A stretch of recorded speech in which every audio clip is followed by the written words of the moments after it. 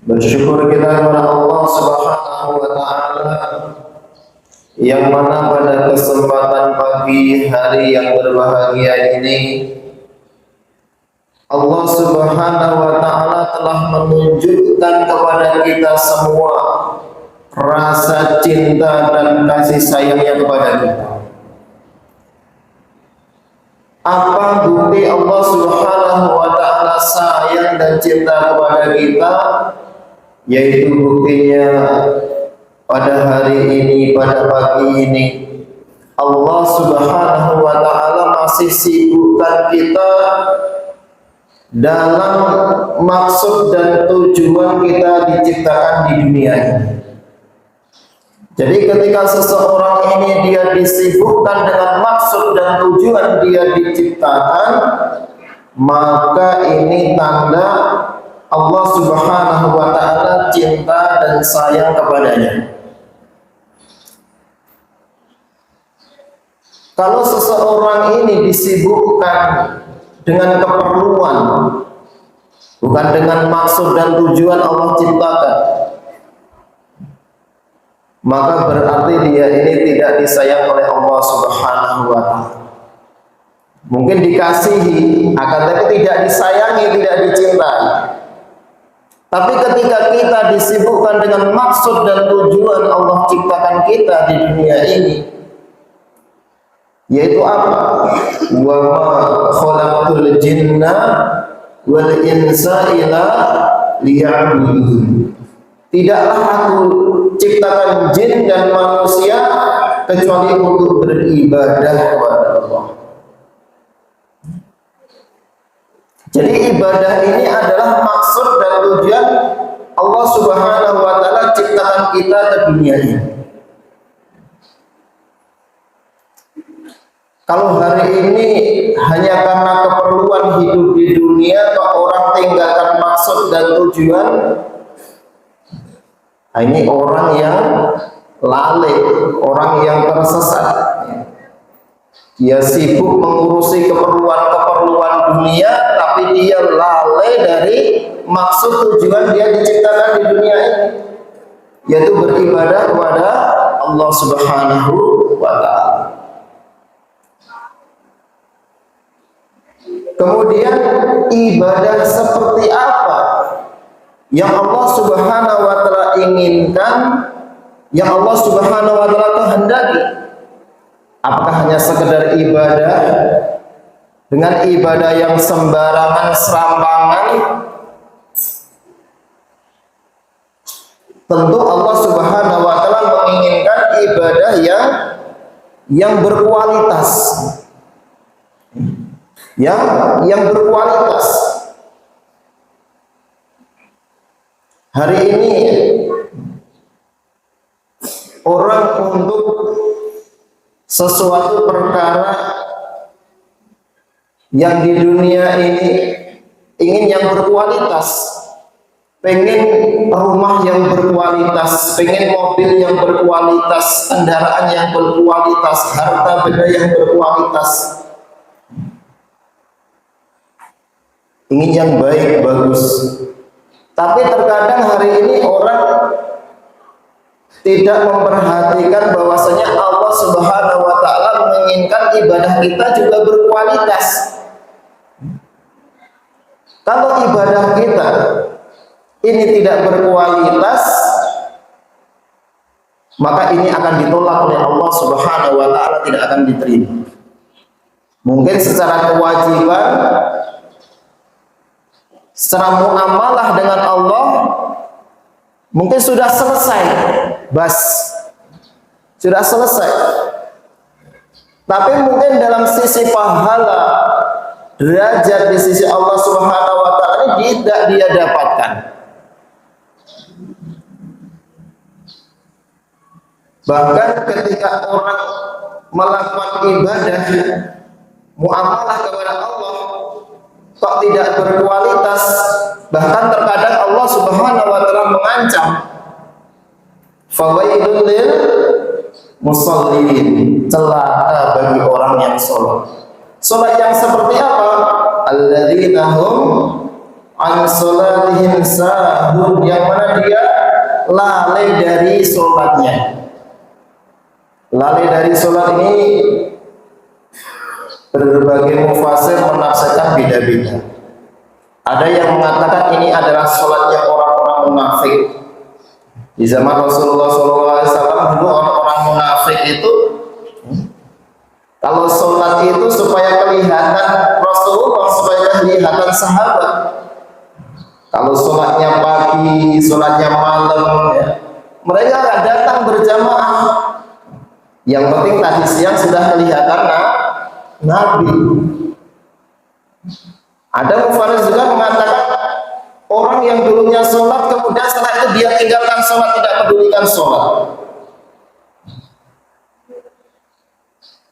Bahkan ada yang mengatakan juga dia tidak perhatikan daripada syarat rukunnya sholat, sehingga sholatnya ini seenak hatinya sendiri.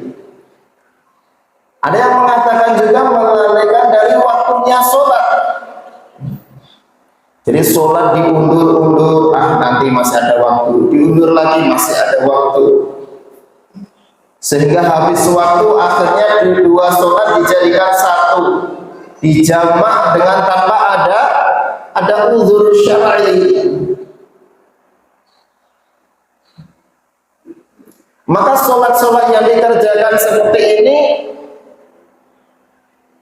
ini adalah sholat-sholat yang tidak berkualitas, sehingga Rasulullah SAW pernah bersabda bahwa sholat yang buruk nanti di akhirat akan dilipat sebagaimana lipatan kain pusat yang nanti akan dilemparkan ke wajah orang yang mengerjakannya. Akan tetapi kalau sholat kita berkualitas, sholat kita dengan berjamaah di masjid di awal waktu, maka sholat yang seperti ini akan menjaga kualitas sholat kita.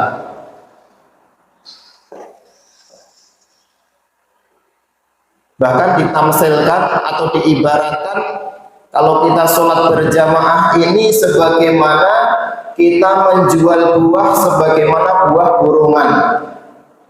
Satu keranjang buah mangga misalnya kita jual secara burungan, maka di situ ada yang bagus, ada yang sedikit buruk.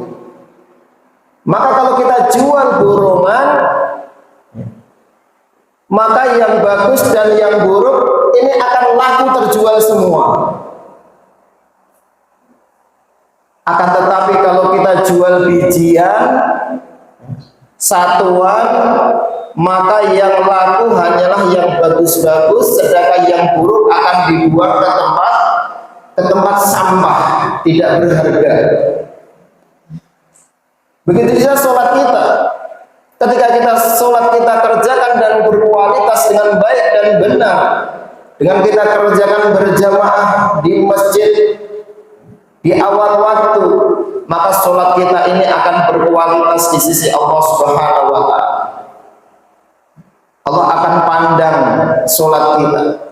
Walaupun sholat kita ini mungkin banyak kekurangan. Ulama katakan ketika dalam satu jamaah di masjid ini, maka Allah akan lihat pertama imamnya baik, bagus, benar, suaranya merdu, masya Allah, khusyuk. Maka dengan sebab imam yang bagus, baik, maka ini akan diterima daripada sholat-sholat kita. Walaupun sholat kita ini pikirannya kemana-mana. Kemudian setelah itu dilihat sopnya baik, bagus, rapat, rapi. Maka ini juga menyebabkan diterimanya daripada pahala kita. Seluruh masjid gak ada yang khusyuk, tapi ada satu orang yang khusyuk. Ini menyebabkan Allah ridha dan diterima daripada sholat kita. Jadi beruntung kalau kita ini sholat selalu berjamaah. Lain halnya kalau kita sholat sendiri, Pak. Kalau orang yang biasa sholat berjamaah, Pak, sholat sendiri ini tidak akan puas. Kalau kita sering sholat berjamaah nih, subuh, zuhur, asar, maghrib, isya, tidak ketinggalan sholat berjamaah. Kemudian ketika suatu waktu kita sholat sendirian, Pak, maka hati ini tidak puas. Kayaknya sholat-sholatnya ini apa ya? Pokoknya tidak puas dalam hati. Kalau yang merasakan seperti ini siapa? Yang sering berjamaah. Yang sering berjamaah. Maka sholat seperti inilah adalah sholat yang berkualitas. Ketika sholat kita berkualitas, Allah puji, Allah bangga-banggakan. Qad aflahal mu'minun, sungguh beruntung orang-orang yang beriman. Alladzina hum fi sholatihim khashi'un, yaitu orang-orang yang mana ketika di dalam sholatnya dia ini khusyuk, mengingat Allah Subhanahu wa ta'ala. Jadi ketika sholat kita berkualitas, Allah banggakan, Allah puji, juga diberi pahala. Tapi kalau sholat kita tidak berkualitas, kita kerjakan sembarangan serampangan, maka apa? Maka kita hanya sekedar menunaikan kewajiban tanpa kita dapatkan pahala, bahkan kita mendapatkan ancaman dari Allah Subhanahu wa ta'ala. Hari ini orang mengatakan yang penting sholat. Bukan yang penting sholat, akan tapi sholat ini penting. Maka image kita, pikiran kita ini terkadang dibuat sesat. Yang penting sholat. Bukan yang penting sholat, akan tapi sholat ini penting. Nah, kalau orang mengatakan yang penting sholat, berarti dia meremehkan sholat. Padahal sholat ini perintah Allah yang paling utama, yang paling besar.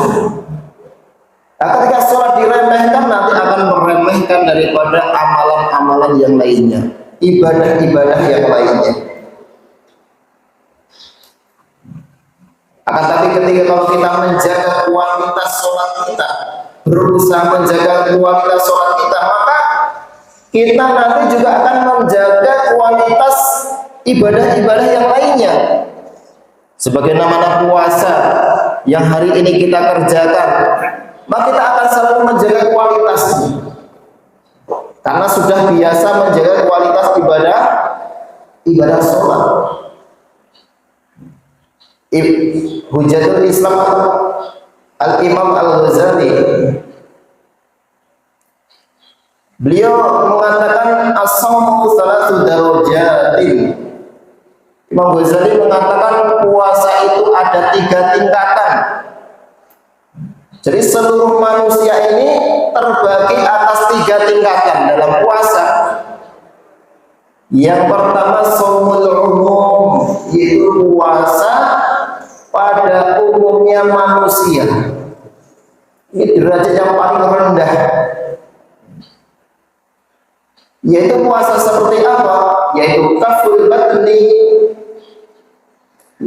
wal farji 'ani syahwat. Yaitu puasanya ini hanya sekedar menahan perut dari lapar dan dahaga, menahan farji dari syahwat. Yaitu dia jaga hanya zahirnya puasa. Apa maksud zahirnya puasa? Dia berusaha bagaimana puasa saya ini tidak batal secara syariat. Tidak makan, tidak minum, tidak bersetubuh dengan istri di siang hari Ramadan. Akan tetapi dia tidak jaga telinganya dari mendengarkan perkara yang haram. Dia tidak jaga matanya dari melihat perkara yang haram. Dia tidak jaga lisannya dari berkata-kata atau berucap yang diharamkan oleh Allah Subhanahu wa ta'ala. Dia tidak jaga tangannya dari melakukan perkara yang haram. Dia tidak jaga kakinya dari melakukan perkara yang haram. Dia tidak jaga seluruh anggota tubuhnya dari melakukan perkara yang diharamkan oleh Allah Subhanahu wa ta'ala. Mendengar perkara yang haram membatalkan puasa enggak? Enggak. Melihat perkara yang haram membatalkan puasa enggak? Kita melihat nih cewek cantik dengan syahwat, batal nggak puasa kita, Pak? Nggak batal. Akan tetapi membatalkan pahala puasa kita, mengurangi pahala puasa kita. Kita menghibah orang, menfitnah orang, batal nggak puasa kita? Tidak batal. Akan tetapi dengan sebab ghibah kita, dengan sebab fitnah kita, maka puasa kita ini hilang pahalanya. Pernah dahulu di zaman Rasulullah SAW ada seorang perempuan. Ketika puasa Ramadan, dia datang kepada Rasulullah SAW mengeluh tentang perutnya yang sangat sakit sekali. Dia ingin meminta rukhsah kepada Rasulullah untuk membatalkan puasanya. Maka ketika datang kepada Rasulullah SAW, maka Rasulullah menyuruh seseorang untuk mengambil piring. Maka suruh muntah di situ. Maka ketika muntah, maka terlihatlah daging-daging segar di atas mangkok tersebut. Maka apa yang dia lakukan, apa yang dilakukan oleh perempuan tersebut? Ternyata ketika dia puasa, dia tidak bisa menjaga mulutnya, sehingga dia menghibah sana kemari, memfitnah ke sana kemari, berdusta ini itu. Sehingga apa namanya ghibah, memfitnah itu sebagaimana makan daging saudara muslimnya sendiri. Maka puasa seperti ini kualitasnya paling rendah, bahkan tidak berkualitas. Kualitasnya tidak ada. Hanya sekedar menunaikan kewajiban, menyelesaikan kewajiban, akan tapi tidak mendapatkan apa-apa di sisi Allah Subhanahu wa taala. Kam min shaimin laisa lahu min siyamihi ilal ju'. Berapa banyak orang yang telah melakukan puasa di bulan Ramadan ini, akan tapi dia tidak mendapatkan pahala puasanya kecuali hanya lapar dan dahaga saja.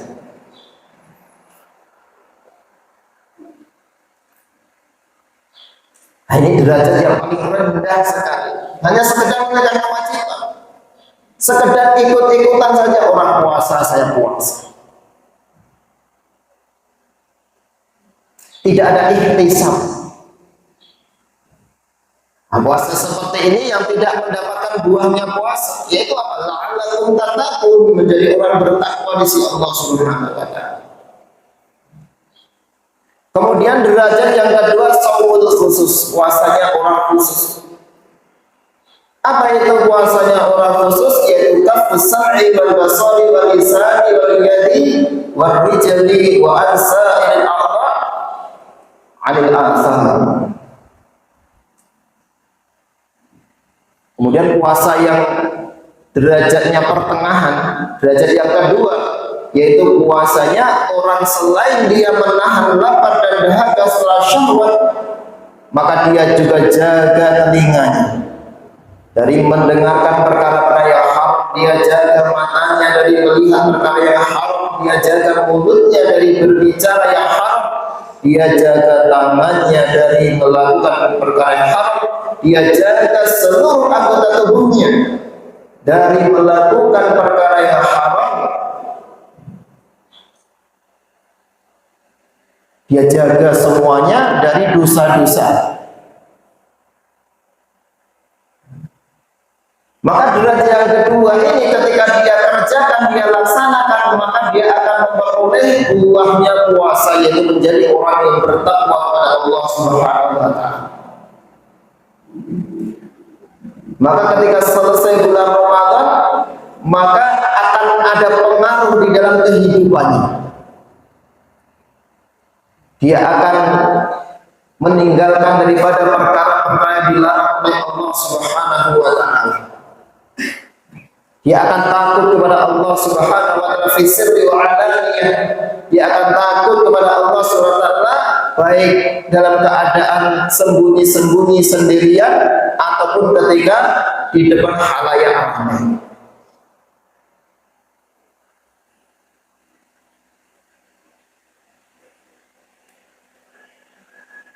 Puasa seperti inilah yang dikehendaki, puasa yang berkualitas. Kemudian yang ketiga, shaumul khusus. Yang ketiga adalah puasanya orang yang sangat istimewa. Kalau dinilai A+, puasanya orang istimewa. Bagaimana puasanya orang istimewa? Selain dia menahan lapar dan dahaga, dia tahan syahwatnya, dia tahan seluruh anggota tubuhnya dari melakukan perkara yang haram, dia tahan pikiran dan hatinya dari memikirkan perkara-perkara yang rendah, yang remeh. Dia jaga hati dan pikirannya untuk selalu ingat kepada Allah Subhanahu wa Ta'ala, ingat kepada perintah dan larangan Allah Subhanahu wa Ta'ala. Dia tidak ingin waktunya terisi dengan lalai dari Allah Subhanahu wa Ta'ala. Jadi hatinya dijaga, pikirannya dijaga, bagaimana selalu ingat kepada Allah Subhanahu wa Ta'ala. Dia tidak biarkan pikirannya, hatinya ini memikirkan selain Allah Subhanahu wa Ta'ala, selain kebesaran keagungan Allah Subhanahu wa Ta'ala. Puasa seperti ini adalah puasanya orang yang istimewa. Maka dia selalu sibukkan dirinya dengan amalan-amalan, dengan sholat-sholat sunnah. Dia perbanyak sholat-sholat sunnah, sholat duha, tahajud, sholat-sholat rawatib dia jaga, hajat, taubat dan sebagainya dia jaga. Habis sholat-sholat sunnah dia sibukkan lagi dengan berzikir kepada Allah Subhanahu wa Ta'ala. Dia zikir dan pagi dan petang, di siang hari dia berzikir, di malam hari pun dia tidak lalai berzikir. Habis berzikir dia tidak mau lalai lagi dia baca Quran. Jadi dalam kehidupannya ini dia selalu ingin sibuk dengan Allah Subhanahu wa Ta'ala. Ada puasanya orang istimewa saja. Nanti di hadapan Allah nilainya bukan A lagi tapi A+. Puasa sangat istimewa.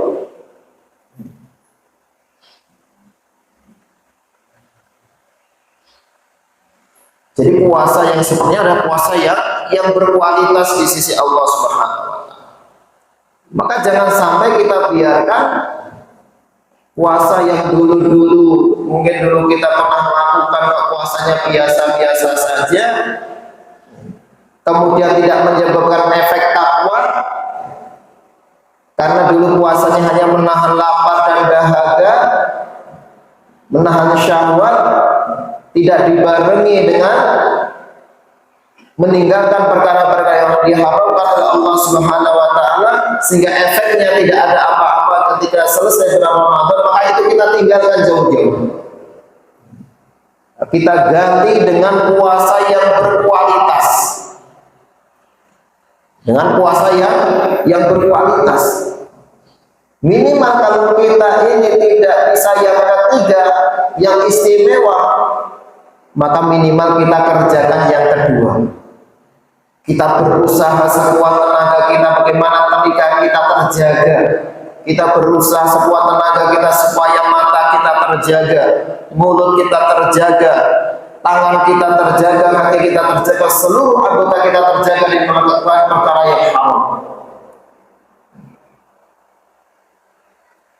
Karena nafsu itu bergejolak, kadang-kadang menyuruh sesuatu kepada perkara yang buruk, maka kita harus lawan. Ketika kita biarkan saja, maka nanti akan terbiasa. Ketika sudah terbiasa melakukan perkara yang haram, maka ketika melakukan perkara yang haram ini, dia tidak ada rasa takut kepada Allah Subhanahu wa Ta'ala. Jadi menghibah, mencaci, memaki, berdusta itu sudah dianggap biasa. Bahkan terkadang di tempat suci pun, di masjid, terkadang orang ini nggak segan-segan menghibah, memfitnah orang lain. Tapi itu kan benar Ustaz, apa yang saya katakan. Ya ghibah itu perkara benar Pak. Tapi kebenaran tersebut menyebabkan orang lain nggak senang. Jadi namanya ghibah itu membicarakan saudara kamu secara muslim, akan tapi ketika dia mendengarnya dia akan sakit hati dan dia tidak suka. Walaupun itu benar, apalagi salah. Nah, kalau salah itu bukan ghibah, akan tapi fitnah, membicarakan tentang orang lain yang tidak ada dalam dirinya, namanya fitnah. Membicarakan orang lain yang benar ada di dalam dirinya, keburukan orang lain yang ada dirinya, ketika dia dengar dia tidak suka, dia akan marah, maka namanya ghibah. Ghibah, fitnah itu berat, karena itu namanya hakul adami, dosa yang berhubungan dengan anak Adam. Kalau kita menghibah orang lain atau memfitnah orang lain, maka kita harus minta maaf secara langsung. Harus kita cari. Kalau orangnya belum mati, harus kita cari. Kita harus minta maaf. Karena Allah Subhanahu wa ta'ala tidak bisa mengampuni kecuali orang yang bersangkutan tersebut memaafkannya. Kalau sudah mati, sudah tiada, sudah meninggal, maka kita harus banyak-banyak mendoakan orang yang telah kita ghibahi. Kalau kita tidak minta maaf, tidak mendoakannya, maka apa? Ya tanggung sendiri nanti akibatnya di akhirat. Hari ini Pak, apalagi dengan adanya HP ini Pak, orang mudah sekali melakukan perkara-perkara yang diharamkan oleh Allah Subhanahu wa ta'ala. Seakan-akan yang apa yang dia ketik ini adalah bukan perkara yang haram.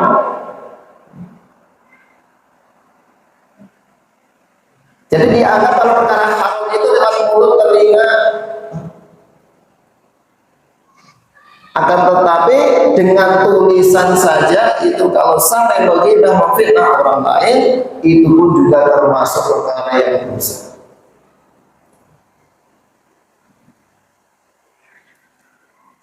Maka jangan sampai kita melakukan dosa ini yang berhubungan dengan anak Adam, itu hendaknya kita selalu jauhi, hindarkan. Bukannya terus yang berhubungan dengan Allah terus boleh, itu juga tidak benar. Cuma kalau kita melakukan dosa yang berhubungan dengan Allah, itu agak mudah dan ringan dalam kita bertobat. Akan tapi kalau hubungannya dengan anak Adam, hakul adami, ini sangat repot dan susah, sangat ribet. Kalau kita tidak minta maaf di dunia ini, nanti di akhirat kita akan dituntut balik.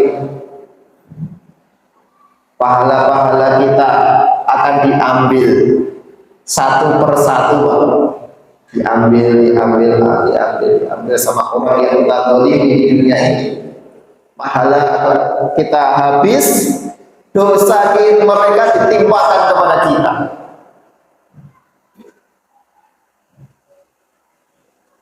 Dosa-dosa kita sudah banyak, ditambahi dosa orang lain lagi.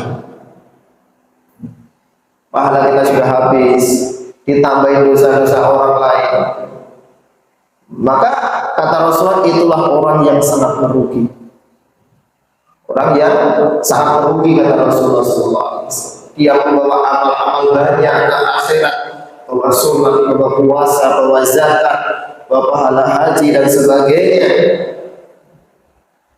Akan tapi dia menzalimi si fulan, berbuat aniaya kepada si fulan, memukul si fulan, memfitnah si fulan, menghibah si fulan, membunuh si fulan. Akhirnya kebaikan-kebaikannya diambil, diberikanlah keburukan-keburukan. Maka Rasulullah, itulah orang yang rugi sebenarnya. Mudah-mudahan di bulan puasa tahun ini ya, Allah Subhanahu wa taala berikan taufik dan hidayahnya kepada kita semua sehingga kita bisa menjaga daripada kuantitas puasa kita. Jangan kalau puasa kita itu puasa umumnya manusia, hanya sekedar menahan lapar dan dahaga tanpa kita meningkatkannya. Bagaimana kita tingkatkan puasa kita sehingga kita mendapatkan buahnya puasa, yaitu kita menjadi orang yang bertakwa ketika bulan Ramadan telah selesai. Umur kita ini singkat sementara, tidak ada orang yang kekal di dunia ini, dan umur kita ini tidak ada yang tahu, entah 1 jam lagi, 1 hari lagi, 1 bulan lagi, 1 tahun lagi, berapa lagi, tidak tahu. Orang datang ke dunia ini berurut, akan tetapi kalau orang pergi ke akhirat, sistemnya sistem cabut, bukan sistem urut. Kalau orang datang ke dunia ini, kakek dulu baru bapak, anak kemudian cucu cicit, urutan. Tapi kalau orang nanti mati, meninggal dunia, sistemnya itu sistem cabut. Siapa yang tercatat dulu, siapa yang didatangi Israel terlebih dahulu, maka dialah yang pertama.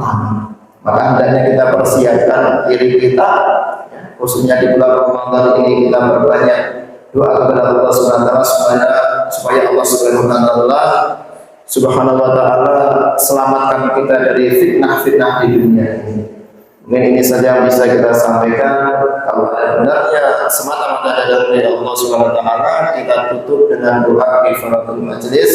Subhanallah bihamdihi, subhanallahumma wa bihamdika, asyhadu an la ilaha illa anta, astaghfiruka wa atubu ilaik. Wassalamualaikum